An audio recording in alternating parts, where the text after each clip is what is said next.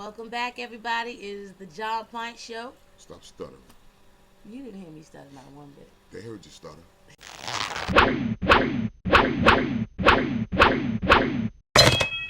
It is the Jah Pint Show. What's good, everybody? Welcome back. Good to see you. Now she's throwing up gang signs. Where you see me throwing up a gang sign? Let's keep your hands still. Why you gotta talk with your hands, man? Because that's what I do. I talk with my hands. It's an expression and extension of my thoughts. Don't get mucked up in here. What? See? I ain't touching you, so as long as I ain't touching you. What's up, y'all? How y'all doing? Huh? You have to excuse the ignorant one over here. But, hey, yo, you touching me. I'm not touching you. Okay. See what I gotta do. I'm not touching you. Will you continue with the show? I'm not touching you. You wasting people's time. Listen, what's good, everybody? Calling you producer. All right, let's look at our next video. Gangstar Mass Appeal. Shout out to DJ Premier and rest in peace, Guru. Sweet boy, my brother. Let me say this about Gangstar. I love them. Prolific. And they are a classic group.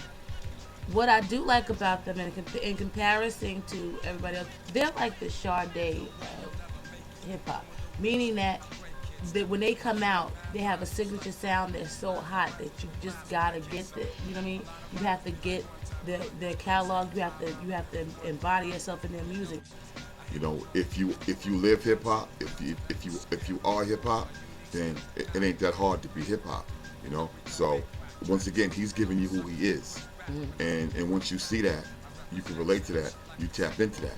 So that's why that whole jazz thing worked for them. Because once they did it, nobody else could do it. The same way that nobody can be DMX. You know?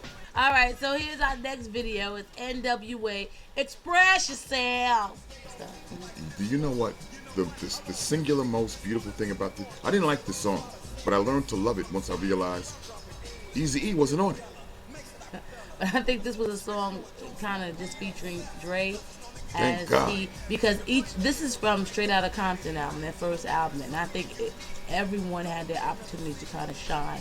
Eazy-E is not no MC. I know that. And he didn't write the rhyme. That Ice Cube actually wrote his rhyme. Yeah, and you could tell he wasn't a rapper just by the way he rhymed. He was so whack, corny, garbage, and he fooled the whole nation. And that's why I didn't really dig them, because of that infiltrator. And to me, that's not hip hop. And when Ice Cube left, I think you saw who really was the writer, and then actually you see their concept. Ice and Cube their was identity NWA. changes. Right, but their concept and identity changes once he leaves as well. But you know, so rating this video, I give this video, I give it a 0, basically. But I give it like 100 for being a learning tool, because boys and girls, this is hip hop 101. Because you don't see Eazy-E you don't hear him anywhere on this record, but he got paid all the money for these songs. He was on the road eating lobster and shrimp, and they was eating hamburgers, and they was working for him. What we got next? So our last video happens to be Ty Dolla $ign. Oh, I thought that said Billy and the Bitches. Okay. Ty Dolla $ign, Paranoid, featuring B.O.B. Oh, that little dude. He's not little.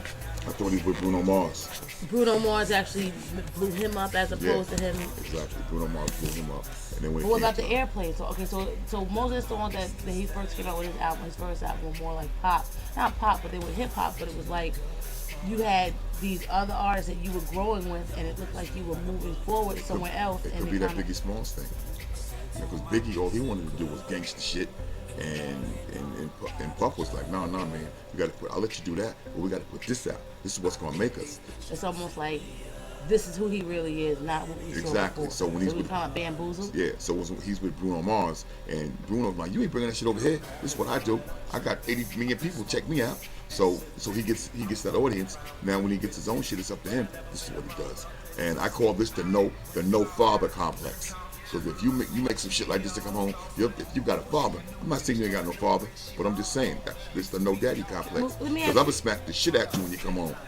Is this anything different than what we were rocking to when we listened to Doggy Style and Pint? Ain't no fun if the homeless can't have no. You know, like a song like that. I mean, and not for nothing, that's a song that I do. I mean, I like.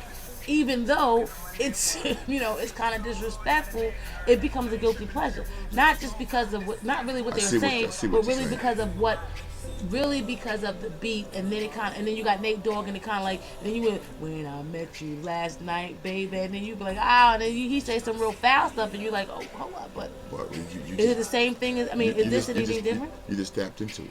It's like by the same way that like Fight the Power, that song can cause revolution. Right. It's like if it's done the right way, a beat can make you sing, bitch this, I hate these bitches, and you be singing it, and it's very melodic. But this here, you have to deal with what he's saying because the beat ain't really doing the work. Let's get up out of here. All right, so thank you for joining us again, and catch us next week, same time, same Pint channel, and hit us up on Facebook, hit us up on Gmail, and hit us up on I rapstation.com. know you want me. I see you looking at me.